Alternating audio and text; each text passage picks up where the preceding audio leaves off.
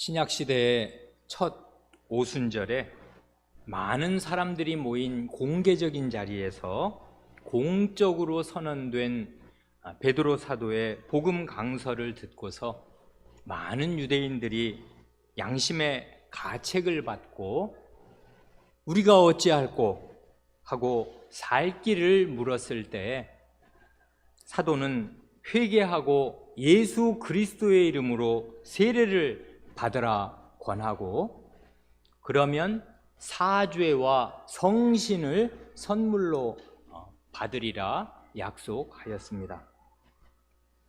회개하고 세례를 받고 그 결과로 사죄와 성신을 받는 이것은 신약의 교회로 들어오는 출입문과도 같겠는데요, 지난 주일에는 주로 회개가 무엇인지에 관하여 교우 여러분들과 함께 생각하였습니다. 오늘은 이렇게 회개하라고 권하는 이 사도들은 과연 어떤 사람들인가를 잠시 먼저 말씀드리고, 이어서 예수 그리스도의 이름으로 세례를 받는다는 말이 무슨 뜻인가를 말씀드리겠습니다. 이 사도들이 유대인 형제들에게 회개하라고 권할 때 그 말은 우리는 회개할 것이 없는 의인이고 주님의 제자들이고 너희는 죄인이고 우리 주님을 살해한 원수들이니까 큰일 난 줄 알고 얼른 회개해라 한 것이 아니겠습니다. 그게 아니고요, 사도들 자신이 참되게 회개한 죄인들로서 다른 죄인들에게 회개를 권하는 것이고요, 사도들 자신이 용서받을 수 없는 죄를 주님께 용서받은 그런 사람들로서 죄의 용서의 복음을 전하는 것이겠습니다. 이 사도행전은 누가 선생이 기록한 책 아니겠습니까? 이 사도행전을 기록한 누가 선생의 또 다른 기록, 그게 누가복음이잖아요. 누가복음 5장 8절을 보면 베드로 사도는 주님의 공생의 초기에 사도로 부르심을 받을 그때 주여 나를 떠나소서 나는 죄인이로소이다 하고 주님께 자신의 죄를 고백하면서 회개하였습니다. 이 장면을 조금 자세히 말씀드리겠습니다. 주님께서 갈릴리 호숫가에서 어부였던 베드로와 안드레 형제, 그리고 같은 호숫가에서 같은 어부로 일하였던 야고보와 요한 형제를 제자로 부르시는 이 장면은 마태, 마가, 누가 세 공관 복음에 다 똑같이 나옵니다. 그런데 마태 사도와 마가 선생은 대단히 간단하게 기록합니다. 5절씩으로 주님께서 그물 내리는 이 사람들을 보시고 말씀하시되 나를 따라오너라 내가 너희로 사람을 낚는 어부가 되게 하리라 말씀하시니 이 사람들이 배와 그물을 버려두고, 그리고 야고보 요한은 함께 일하던 자기 아버지 세베대와 그 배에서 싹쓸 주고 고용한 그런 일꾼들 다 버려두고서 즉시로 주님을 쫓았다, 요 이야기가 전부입니다. 반면에 의사 출신인 누가는 그 특유의 세밀한 관찰력으로 이때의 일을 11절에 걸쳐서 아주 자세히 기록합니다. 그게 누가복음 5장 1절로 11절 말씀이라고요. 된 일을 보면 이렇습니다. 이건 마태, 마가에는 나오지 않는 이야기인데 주님께서 갈릴리 호숫가에서 모인 무리를 상대로 하나님의 말씀을 전하셨습니다. 전하시던 중에 눈을 들어 보시니 호숫가에 배 2척이 있었습니다. 아마 그때는 아침이었던 듯 싶습니다. 아침부터 주님께서 말씀을 전하시는데 밤새 고기 잡은 일을 마치고 이제 그물을 챙기고 있는 배 두 척이 있는 것입니다. 그래, 그 배 두 척 가운데 한 척이 이 시몬 베드로의 배였다고요. 그때는 아직 이제 베드로라 이렇게 불리기 전이었을 것인데, 그래 주님께서 그 시몬의 배 위에 오르셔서 배를 물에서 조금 띄워달라 부탁하시고, 그래 배 위에 앉으신 채로 그 호숫가에서, 그러니까 주님은 호수 위에 배 위에 지금 아마 서 계셨거나 앉으셨을 것이고, 이제 무리는 그 호숫가에 모여서 주님의 말씀을 듣습니다. 이건 주님께서 과학적으로 이 자연적인 이 현상을 잘 이용하신 거지 않습니까? 만약에 바람이 저 호수로부터 이 육지로 불어온다면 그 호수 그 물결이 말하자면 그게 반사 효과를 내서 이렇게 말을 하면, 그때는 마이크가 없는 시대니까 주님의 말씀이 많은 모인 사람들에게 더 잘 전달되고 퍼질 수 있단 말입니다. 그래서 주님께서 시몬의 배 위에서 말씀을 전하시고, 말씀을 전하기를 마치신 뒤에 시몬에게 말씀하시기를 저 깊은 곳으로 가서 그물을 내리라 하십니다. 그때 시몬은 그 대답이 제가 밤새도록 일하였지만 아무것도 얻은 것이 없으나 주님 말씀에 순종해서 제가 그물을 내리겠습니다 하고, 사실은 주님은 원래 예전 직업이 목수이고 물고기 잡는 일은 원래 주님 잘 하실 수 있는 일이 아니고, 이 베드로 이 시몬은 이 사람이 직업이 어부입니다. 그리고 밤새 일했단 말입니다. 그런데 뭐 이 갈릴리 호수도 잘 모르게 생겼고 이 어부 일을 한 사람도 아닌 사람이 밤새 일하고 공치고 온 사람 보고 또 깊은 데로 가서, 그러면 한참 노져서 가야 될 거 아닙니까? 가서 이 그물을 내리라 하실 때 베드로 사도는 그땐 사도가 아니었는데 주님의 말씀을 그 무리에게 하시는, 배 위에서 하시는 주님의 말씀을 듣고 상당히 감화를 받고서 이 주님의 말씀의 위엄을 느끼고 그 말씀에 순종해야겠다 하는 마음이 들어서 주님 말씀대로 이 깊은 곳으로 한참 호수, 그러니까 중심부로 간 거지요. 그래서 그물을 내렸더니 글쎄 그물이 찢어지게 물고기가 가득 잡혔더라, 그것입니다. 그 다음이 중요한데, 그 즉시로 이제 이 그물을 가지고 와서 다른 배에 있던 야고보와 요한 형제와 함께 이 물고기 정리를 하는데 이 시몬의 마음에 이런 마음이 든 것입니다. 주님의 말씀을 들었고 주님의 능력이 강력히 나타났을 때 이 사람 마음을 압도한 것은 뭐냐면 강력한 죄의식이었습니다.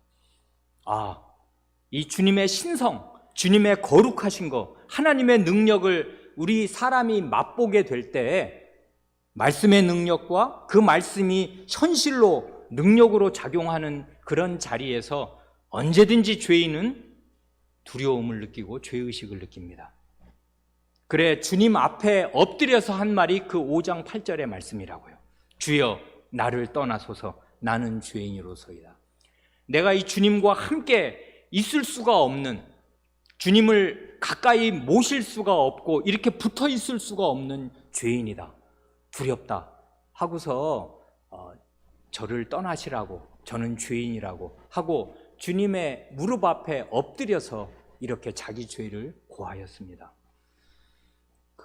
그런데 그런 죄인으로 자기를 회개하고 죄를 고백하는 그런 사람을 주님께서 나를 따라오너라, 내가 너로 사람 낚는 어부가 되게 하리라 하시니, 이제 어부일, 자기 그게 생업이고 그 사람은 유부남이고 장모가 있고 아내가 있는, 말하자면 그 가장이었단 말입니다. 그런데 자기 생계를 그날로 접고서 이제 주님을 따라 주님의 제자가 된 것입니다.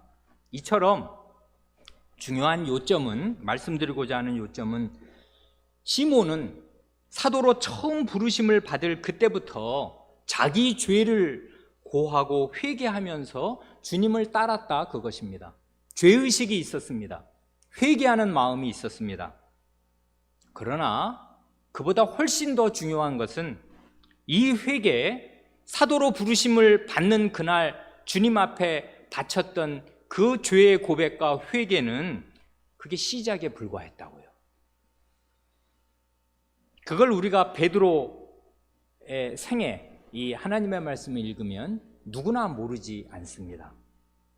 주님의 공생애가 끝나갈 무렵에 이 시몬 베드로는 사도 단을 대표해서 주님께서 기쁘게 받으시고 인정하실 신앙 고백을 하였습니다마는, 주님을 그리스도라고 고백하던 그 신앙 고백을 하는 그때까지 이 시몬 베드로는 자기가 과연 어디까지 죄인인가를 제대로 몰랐습니다. 자기 죄의 깊이를 알아야 할 대로 충분히 알지 못했습니다. 자기가 지금 주님이라고 따르는 그분이 많은 고난을 받고 피를 철철 흘리면서 죽임을 당하지 않으면 자기의 죄가 해결될 길이 없을 만큼 내 죄값과 주님의 목숨값이, 말하자면 내 죄값은 주님의 목숨값이 아니면 이게 청산이 안 되고 해결이 안 될 만큼 중한 그런 내가 중죄인이라는 사실을 이 사도는 까맣게 몰랐습니다. 그래 주님의 고난을 만류했다고요. 그뿐만 아니고 그런 무지가 그를 사로잡아서 주님께서 잡히시던 그 밤에는, 그게 아마 몇 달 뒤였을 것인데, 주님을 공개적으로 부인하는 배신자요 배교자가 되었습니다. 그러니 이걸 어찌하면 좋냔 말입니다.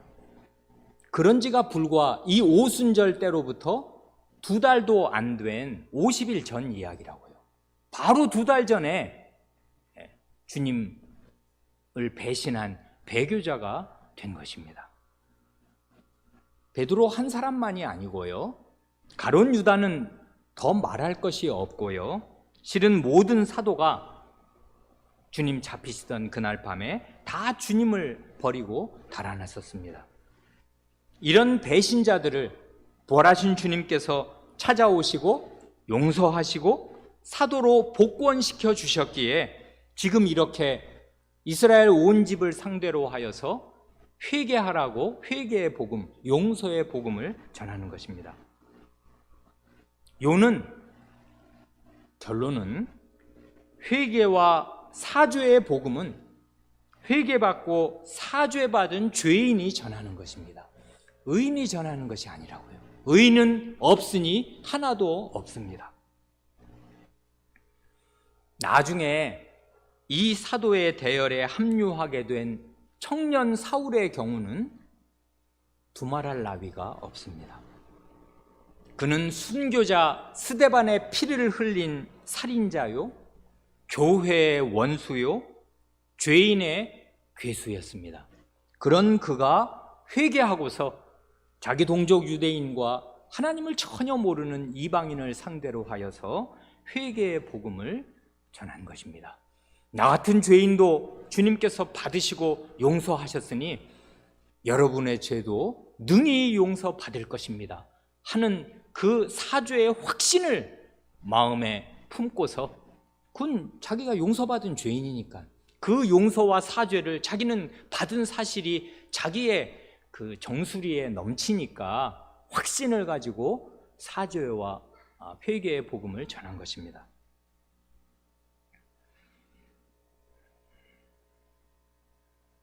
베드로 사도는 너희가 회개하여 각각 예수 그리스도의 이름으로 세례를 받으라 말하는데요, 예수 그리스도의 이름으로 세례를 받는다 하는 말이 무슨 뜻인가를 몇 가지로, 서너 가지로 정리해서 말씀드리겠습니다.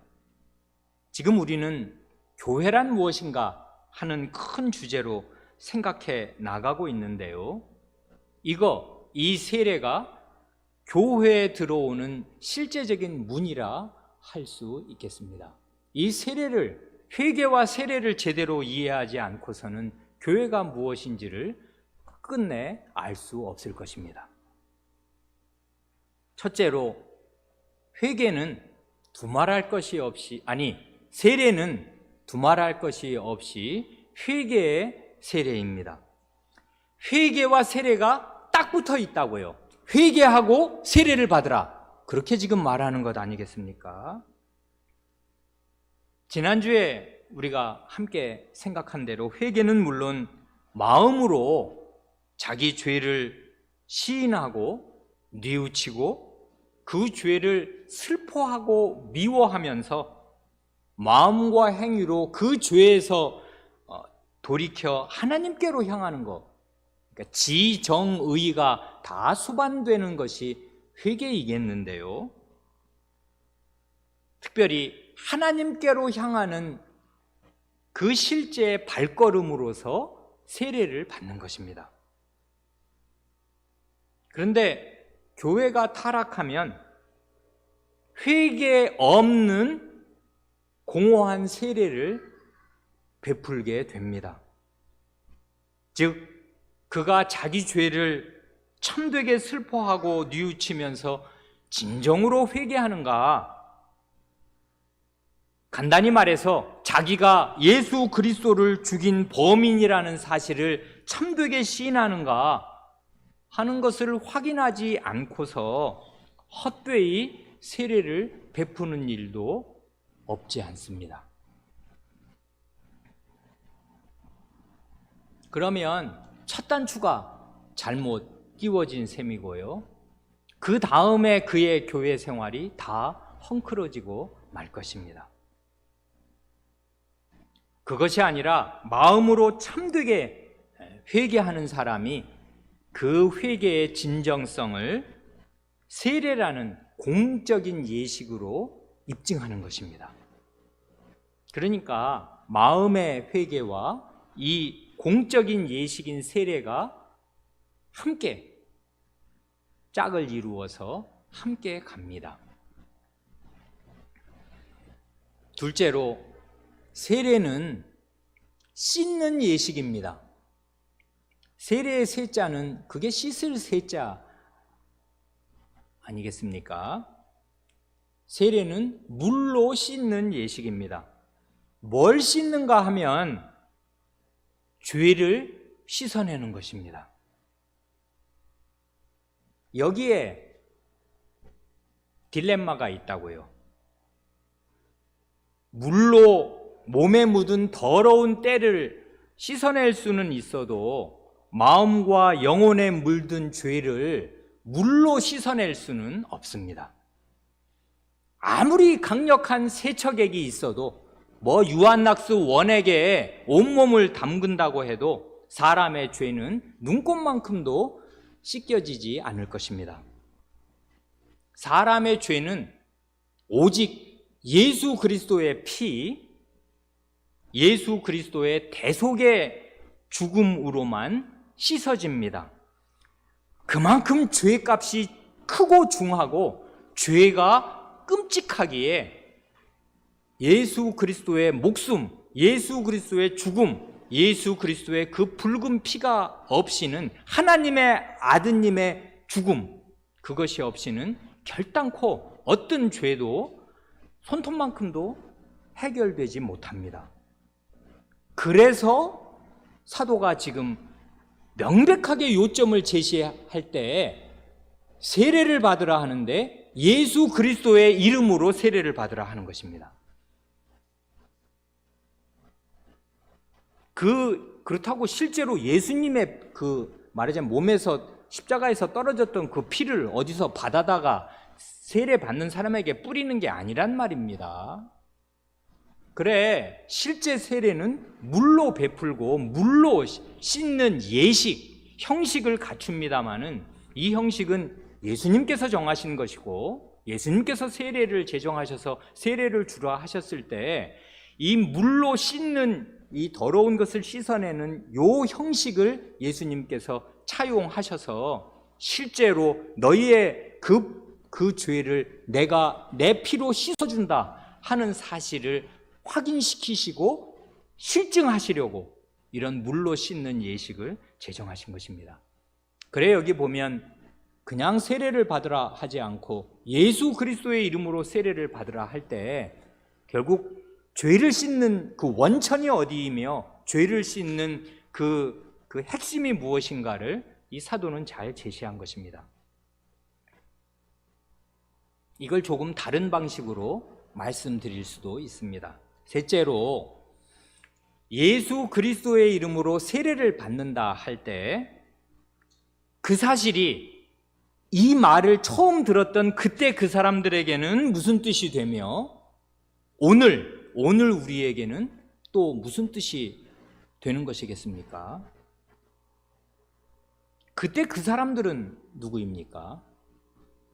불과 50일 전까지만 해도요, 이게 지금 오순절이니까요, 50일 전, 그러면 6월절인데 그 6월절 그날까지만 해도 그 사람들은 예수는 저주받아 마땅한 자라고 여겨서 십자가에 매달아 처형하라고 외쳤던 그 군중의 일부였습니다.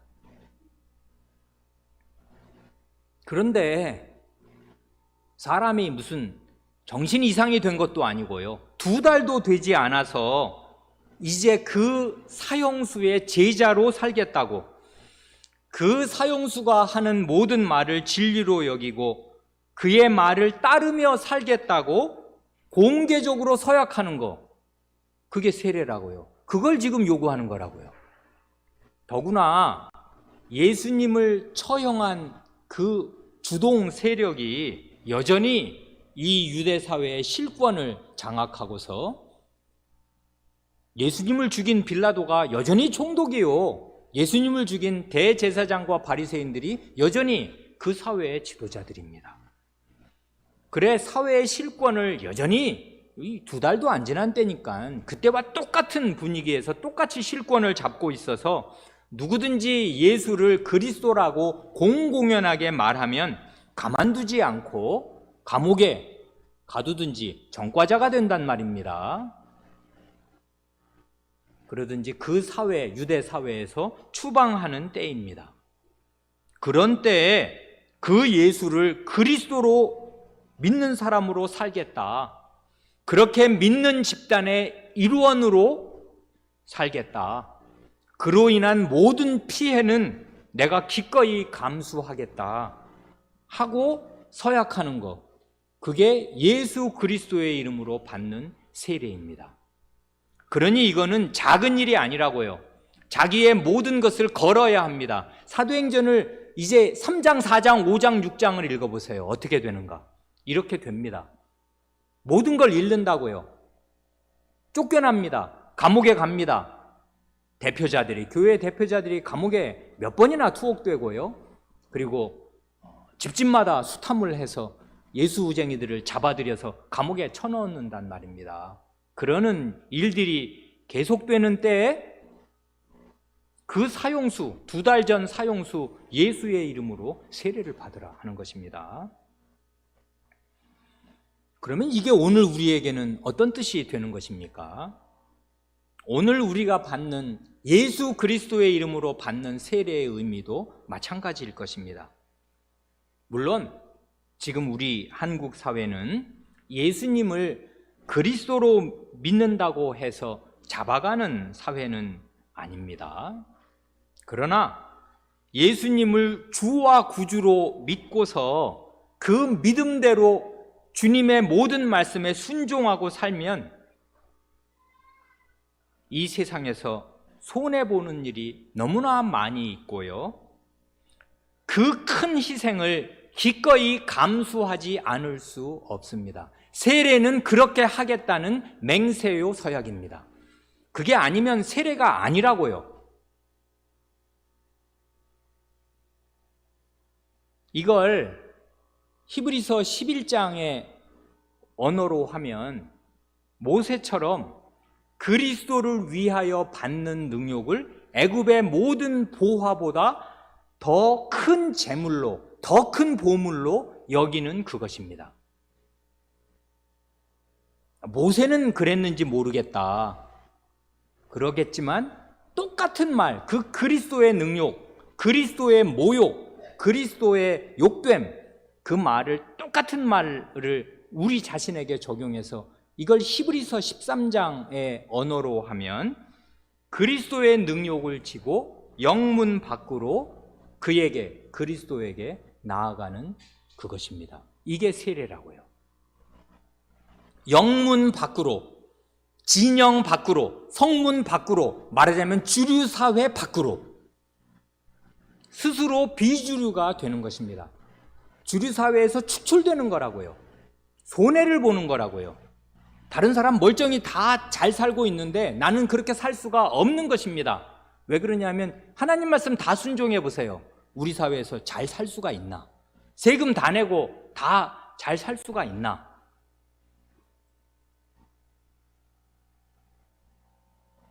그러니 예수 그리스도의 이름으로 세례를 받는다는 것, 이것은 그리스도가 누구신가?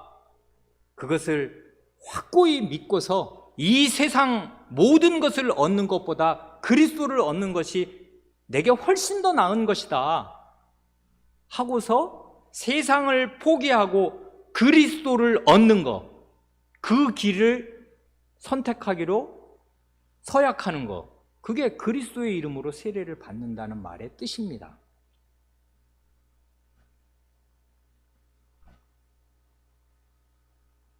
많은 경우에 이 세례의 이런 것이 지금은 너무나 약화되어서 그냥 교회 몇 번 나와가지고 나 세례 받고 싶다 그러면 이게 웬 떡이냐 해서 그런 사람을 넙죽넙죽 신자라고 이렇게 받아주어서 그 삼위 하나님의 그 거룩한 이름을 너무나 헐값으로, 너무나 값없이, 너무나 무참하게 함부로 사용해서 세례 아닌 세례를 베풀어 놓으면 그 사람이 시작이 잘못되었으니까요. 세례가 무엇인지를 모르고 교회에 어떤 각오와 어떤 걸음으로 교회 문으로 들어와야 되는지 첫 시간부터 잘못된 것이어서 그 사람은 그리스도를 주와 구주로 믿고 살 가능성이 현저하게 약화되는 것입니다. 그런 사람이라도 군대에서 한꺼번에 세례를 받은 사람이라도 나중에 주님의 큰 은혜로 이제 복음의 진수를 점점 깨달아서 자기가 그때 그렇게 헛되게 받았던 그 세례가 원래 무슨 뜻이었는가를 깨닫고서 알게 되면 정말 좋은 일이고 감사한 일이겠습니다마는 주님의 뜻을 분별하는 주님의 교회로서는 그런 헛된 세례를 베풀 수가 없습니다. 사도는 지금 그 50일, 2달도 안 지난 때에 이 공공연한 장소에서 사형수 예수 그리스도의 이름으로 세례를 받으라 하고 그 회중 앞에 이야기할 때 이게 지금 뭘 뜻하고 이렇게 할 경우에 예수 그리스도의 이름으로 세례를 받으면 이 사람들이 어떤 불이익을 받게 되는가, 이게 지금 어떤 사회인가를 너도 알고 나도 아는 가운데 세례를 베풀고 세례를 받는 것입니다. 그래서 예수 그리스도의 회중 가운데 속하게 되는 거라고요. 그러면 주류 사회에서 나오게 되는 것이에요. 영문 밖으로 자동으로 축출되는 것이에요. 바리새인들의 인정을 받고 대제사장들의 인정을 받고 보호를 받는 사회 속에 있을 수가 없게 된단 말입니다. 그렇게 되는 것입니다. 마지막 넷째로 성도 여러분을 위해서 이 말씀을 하나 덧붙이고 싶습니다. 바로 이어서 이제 소개할 대우리문답이 가르치는 대로 세례란 우리 각 사람이 자기의 이름을 예수 그리스도의 이름과 맞바꾸는 것입니다. 그래 여기 보면 예수 그리스도의 이름으로 세례를 받는다 하는 말을 우리 대우리문답을 작성한 그 선조들은 너무나 아름답게 그렇게 이름을 바꾸는 것으로 나중에 고백한단 말입니다. 나는 나의 이름을 세례를 받을 때 그리스도께 바칩니다. 나의 이름이 대표하는 나라는 죄로 물든 내 자신 전체, 내 존재를 주님께 바칩니다. 그래, 내 이름과 나의 전 존재가 주님 안으로 들어갑니다. 이걸 과거의 세례는 아주 리얼하게 표현했는데요. 원래 왜 침례교가 있고 우리 이제 일반 우리 개신교가 있는데 침례교의 그 침자는 잠길 침자 아니에요. 침례교와 그 크게 다른 점이 뭐냐 하면 침례교는 지금도요. 물속에 머리까지 담가서 그 세례를 베푼단 말입니다. 그래야 한다 믿습니다. 그분들은. 근데 그게 나쁜 게 아니고 좋은 일입니다. 근데 겨울에는 그럼 세례 어떻게 받습니까? 세례 받으면 다 감기 걸려고 큰일 날 거 아닙니까? 그래, 여러분 왜 수영장 가면 잠수복 같은 거 있지 않습니까? 왜 전신 수영복 같은 거 그런 거 입고서 이제 이게 욕조 같은 수조 속에 잠깐 들어갔다가 나오고 이제 벗고 그러는 것입니다. 그렇게 하는 게 참 뜻이 있습니다. 물론 그 세례 물 자체가 죄를 씻는 게 아니니까 물의 양, 그게 몇 방울이든 온몸을 담글 만한 욕조의 물이든 아니면 옛날 실제 세례를 베풀었을 요단강 강물 속에 이렇게 머리를 이렇게 집어넣었다가 빼서 온몸이 강물 속에 담궈지는 그런 물이든 그게 물의 양이 죄를 씻는데 하등 관계가 없으니까 이건 형식이고 상징이니까 이 상징과 형식이 표시하는 실제가 중요하니까 물의 양은 상관이 없습니다만은 그렇게 물에 담글 때 그 담그는 행위가 뜻하는 게 뭐냐 하면 물에 수장되는 거라고요. 자기가 장사되는 거라고요. 없어지는 거란 말입니다. 죽은 거란 말입니다. 나는 그리스도에게로 다 들어갑니다. 죄를 지은 나 이제 없습니다. 물에 수장되는 거라고요. 그래, 세례는 죽고 사는 일입니다. 회개가 옛사람이 죽고 새사람으로 사는 것인데 그 회개의 세례거든요.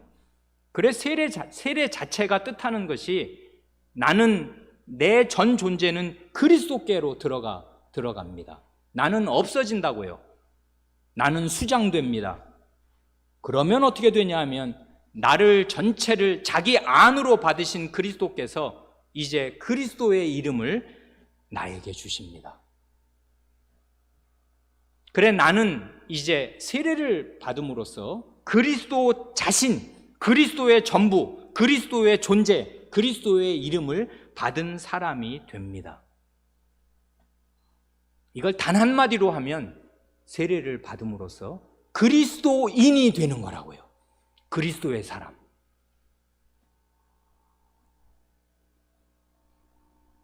그래, 세례는 예수 그리스도의 이름으로 받는데 이때 존재와 존재, 이름과 이름이 교환됩니다.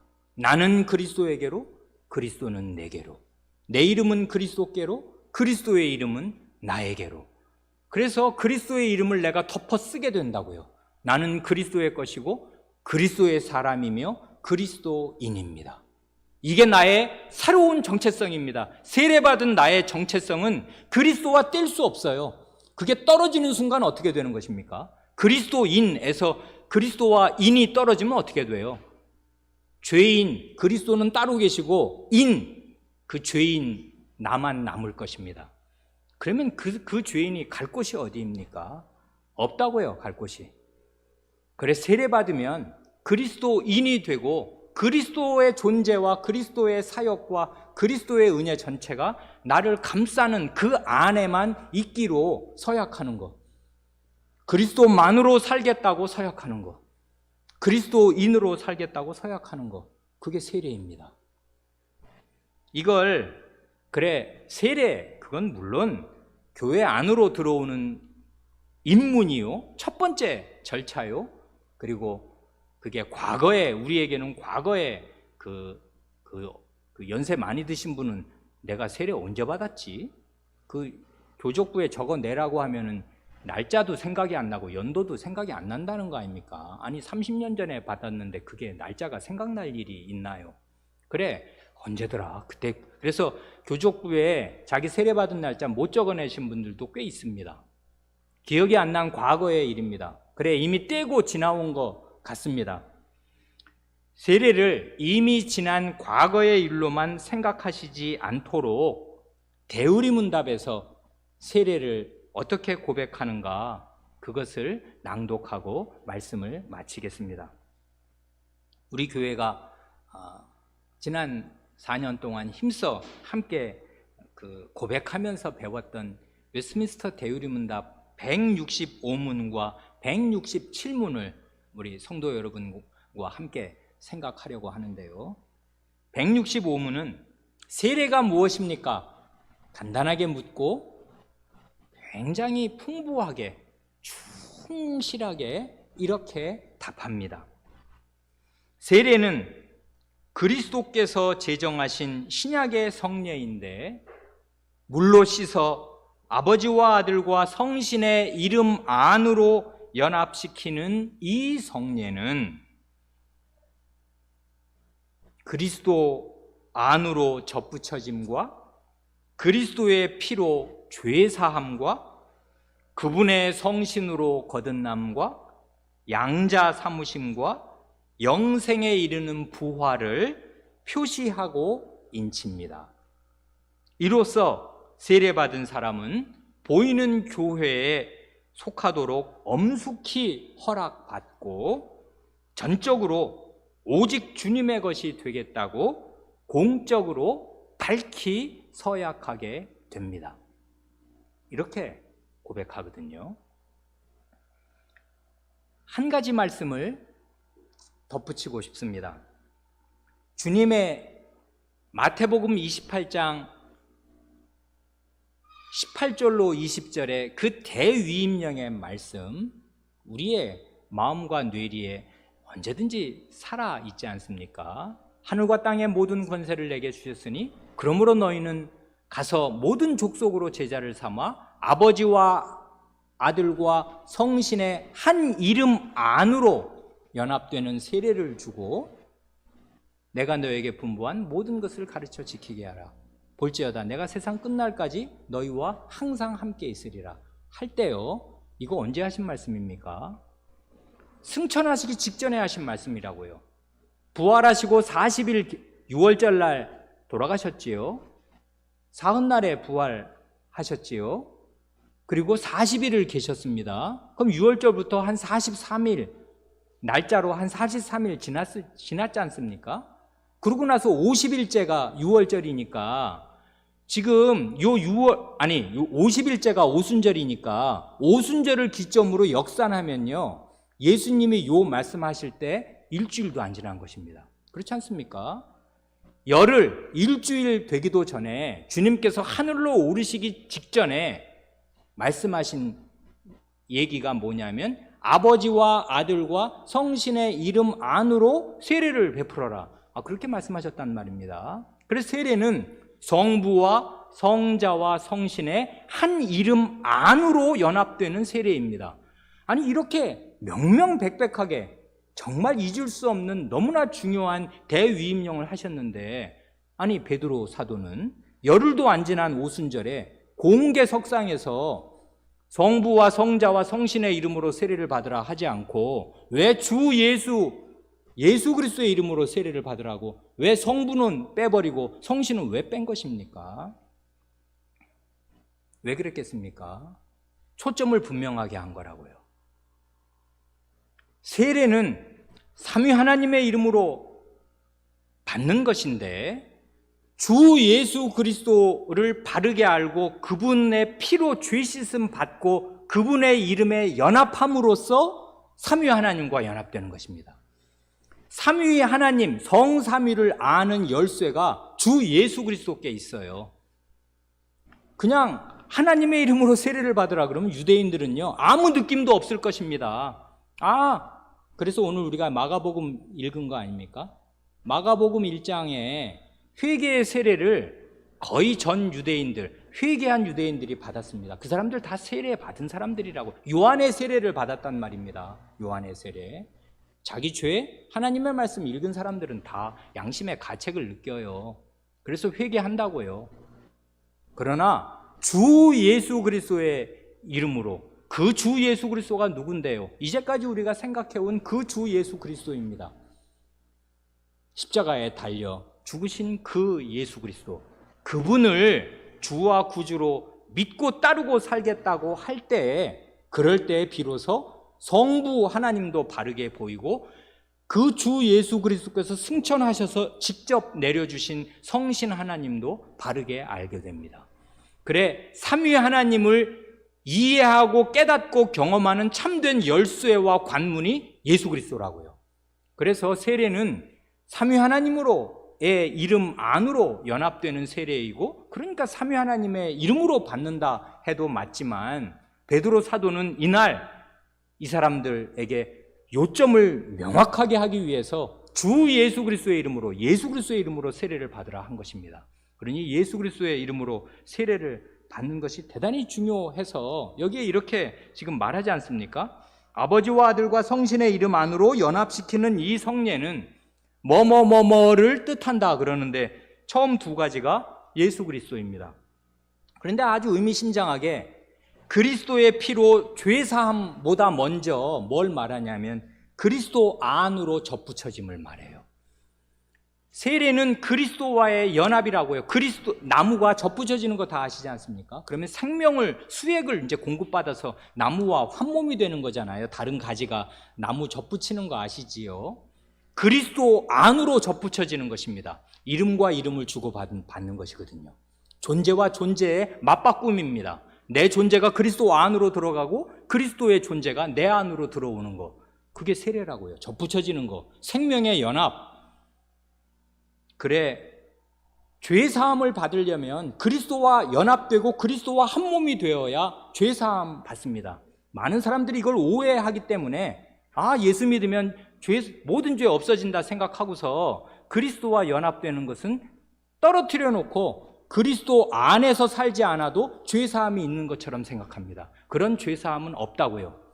그리스도 안으로 접붙여져서 그리스도와 하나가 되고 그리스도와 연합된 그 사람이 사죄의 은혜를 받는 것입니다. 그래서 그리스도 안으로 접붙여짐, 이것이 1번입니다. 그리스도와의 연합, 이것이 1번이고, 그 다음이 그런 사람에게 그리스도의 피로 죄사함을 주시고, 그러고 나면 다른 삼위 하나님 중에 다른 두 위의 은혜가 따라옵니다. 그분의 성신으로 거듭남과 성신의 거듭남의 은혜를 주시고, 그 다음 하나님 아버지의 아들, 딸이 되는 양자됨의 은혜를 주시고, 이러는 사람들에게 영생에 이르는 부활을 표시하고 인치는, 그것이 세례라고요. 그러니 이거는 영생을 약속하시는 세례니까, 세례로 수장된 사람이 물에서 올라올 때 그에게 영생을 주시는 표가 주어지는 거라고요. 죽고 사는 것입니다. 그런데 이게 그리스도에게 접붙여져서 그리스도와 이름을 주고받는 그것으로 나타난다고요.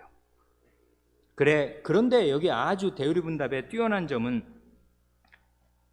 이 크게 두 문장인데, 두 번째 문장 세례가 무엇인가 할 때, 세례는 첫째로는 이걸 두 문장을 단 두 마디로 요약한다면 세례는 그리스도와의 연합이며, 두 번째 문장은 세례는 교회와의 연합이다, 이렇게 얘기하는 거란 말입니다. 왜 그렇습니까? 교회가 그리스도의 몸이기 때문에 그래요. 교회와 연합되지 않고 그리스도와 연합되는 길은 일반적으로 없습니다. 그래, 세례는, 이로써 세례받은 사람은 보이는 교회에 속하도록 엄숙히 허락받고 전적으로 오직 주님의 것이 되겠다고 공적으로 밝히 서약하게 됩니다. 이게 공적인 예식인데, 어떤 예식이냐면 보이는 교회 안으로 들어오는 것을 엄숙히 허락받는 공적인 예식이라고요. 그러니까 세례는 집에서, 욕조에서 자기가 자기에게 베풀 수가 없는 것입니다. 세례는 사회적인 것이에요. 공적인 것이라고요. 교회에서 베푼단 말입니다. 공개적으로. 그리고 이 세례의 의미를 아는 회중 가운데 공식적으로 당신도 이제 이 보이는 교회의 한 회원으로서 그리스도의 몸의 일부입니다 하는 걸 공적으로 도장 찍는 것, 그게 세례라고요. 그러니 세례는 보이지 않는 예수님과 한 몸이 되는 것인 동시에 보이는 교회와 한 몸이 되는 것입니다. 이 두 가지가 하나라고요. 그리스도와의 연합과 교회와의 연합, 이게 세례란 말입니다. 대우리문답 167문이 과거 몇십 년 전에 세례를 받으신 성도 여러분들께 뜻있을 것입니다. 167문은 이렇게 묻고 답합니다. 우리가 어떻게 우리의 세례를 계속 효력 있게 할 수 있습니까? 그런데 이 대답은 아주 흥미롭게도요, 세례를 계속 효과 있게 할 수 있는가를, 어떻게 그렇게 할 수 있는가를 묻는데, 처음에는 세례의 효과를 없앨 수 있는 위험을 먼저 얘기합니다. 이렇게 하면 세례의 효과를 아주 소홀히 할 수가 있게 된다고 두 가지 위험을 제시합니다. 우리가 평생토록, 답은 이렇습니다. 167문의 답. 우리가 평생토록 우리의 세례를 계속 효력 있도록 해야 할 의무가 절실할지라도 이 의무를 매우 소홀하게 대할 수 있는데 두 가지 경우를 듭니다. 특별히 시험 받을 때 다른 사람에게 세례가 시행되는 자리에 참석할 때 그렇습니다. 이렇게 얘기한다고요. 세례의 효과가 평생 유지되도록 애쓸 의무가 우리에게 있는데, 시험을 받으면 자기가 세례받은 뜻이 무언지, 자기가 그리스도와 연합된 사람인지 아닌지를 잊어버리게 되는 것이에요. 그러면 세례의 효과를 스스로 감퇴시키는 것입니다. 또 하나 중요한 아주 현실적인 예를 들었는데, 다른 사람 세례받을 때 남일처럼 쳐다보는 것입니다. 저 세례가 지금 교회 안에 유아세례 건건이 베풀어지지 않습니까? 작년에 우리가 5사람에게 유아세례를 베풀었지 않습니까? 올해도 유아세례 베풀고, 최근 1년 안에만 6번의 세례식이 예배 시간에 있었는데, 다른 사람이 세례를 받을 때 그걸 남일로 생각하면 그게 완전한 오해일 뿐 아니라 세례를 소홀하게, 자기가 받은 세례의 효과를 평생 지속하는 일을 소홀하게 하는 거라고요. 그래서요, 세례든 성찬이든 아주 중요한 게 눈에 보이는 예식인 게 중요한 거예요. 보는 거, 잘 보는 거, 보면서 저게 무슨 뜻인가를 하나님의 말씀으로 생각하는 거, 이게 세례와 성찬의 효과를 계속 지속시키는 굉장히 중요한 요소입니다. 잘 봐야 합니다. 주시해야 한다고요. 그리고 생각해야 합니다. 보면서. 그 다음 답을 읽고 마칩니다. 우리가 우리의 세례를 계속 효과 있게 하려면 세례의 본질과 그리스도께서 세례를 제정하신 목적과 세례를 통하여 주시고 인치시는 특권과 유익들과 세례받을 때 우리가 행한 엄숙한 맹세를 진지함과 감사함으로 살펴야 하고, 세례 자기가 받을 때든지 남이 세례 받을 때 그 생각할 것들이 참 많단 말입니다. 그리고 우리의 죄악되고 더러운 것과 우리가 세례의 은혜와 우리의 서약에 미치지 못하고 거기에 거슬러 행한 것 때문에 겸비해야 하고, 이 성례로 우리에게 인치신 죄사함과 다른 모든 복에 대한 확신을 향해 자라야 하고, 죄를 죽이고 은혜를 살리기 위하여 우리가 세례로 연합된 그리스도의 죽으심과 부활로부터 힘을 얻어야 하고, 그 다음 말, 세례로 자기 이름을 그리스도에게 바친 사람답게 믿음으로 살고 거룩함과 의 가운데 살며 한 성신으로 세례받아 한 몸에 속하게 된 것 같이 형제 사랑 가운데 행해야 합니다. 이렇게 고백한다고요. 여기 보면 세례로 자기 이름을 그리스도에게 바친 사람답게 믿음으로 살아라 그러지 않습니까? 세례는 자기 이름을, 예수님의 이름을 받는 예식일 뿐만 아니라 예수님의 이름을 받기 위해서 내 이름을 예수님께 바치는 예식이기도 합니다. 참 우리의 선조들은, 그러니까 교회의 입문서부터 세례를 이렇게 깊이 있게 이해하였습니다. 그래, 자꾸 깊이라는 말을 드리게 됩니다. 왜 그러냐면 기독교라는 거, 예수 믿는다는 게 너무나 천박하고 저열하게 된 시대이기 때문에 그렇습니다. 깊이를 잃어버린 시대, 성경 말씀의 깊이, 회개의 깊이, 세례의 깊이를 잃어버린 시대이기 때문에 그렇습니다. 이건 원래 기독교가 아니라고요. 깊이를 잃어버리면 원래 기독교가 아닙니다. 껍데기만 기독교라고요. 껍데기는 가야 합니다. 우리의 선조들은 하나님의 말씀을 따라서 세례를 이렇게 깊이 있게 일생의 일로 고백했다고요. 세례도 일생의 일로 평생 지속되어야 할 하나님의 은혜의 성례로 고백합니다. 함께 기도드리시겠습니다.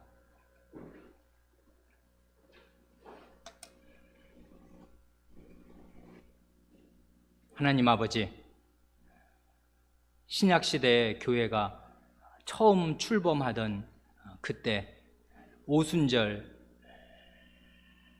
그날에 베드로 사도가 모든 사도를 대표하여 이스라엘 온 집을 상대로 어떻게 바른 복음을 전하였는가 저희가 생각하오며, 이로써 교회가 무엇인가, 교인으로 사는 저희는 하나님의 교회, 예수 그리스도의 교회를 어떻게 이해하고 있는가를 하나님 말씀에 비추어 찬찬히 반성하고 되돌이켜 보기를 원하옵니다.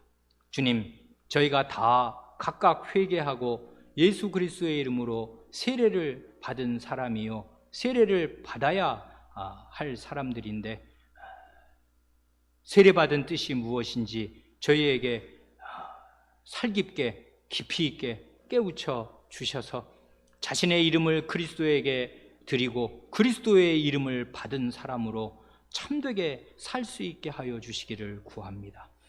회개하고 세례받은 은혜가 이 교회 안에 가득 있게 하시고 저희 각 사람 안에 역력하게 역사하여 주셔서 저희가 참된 저희의 이름 그리스도인이라는 이름에 걸맞게 살게 하여 주시고, 날마다 저희의 생활 활동을 통하여 숨쉬고 먹고 마시며 일하는 일거수일투족을 통하여 그리스도의 이름이 저희 몸의 활동을 통하여 빛나게 하여 주시기를 구합니다.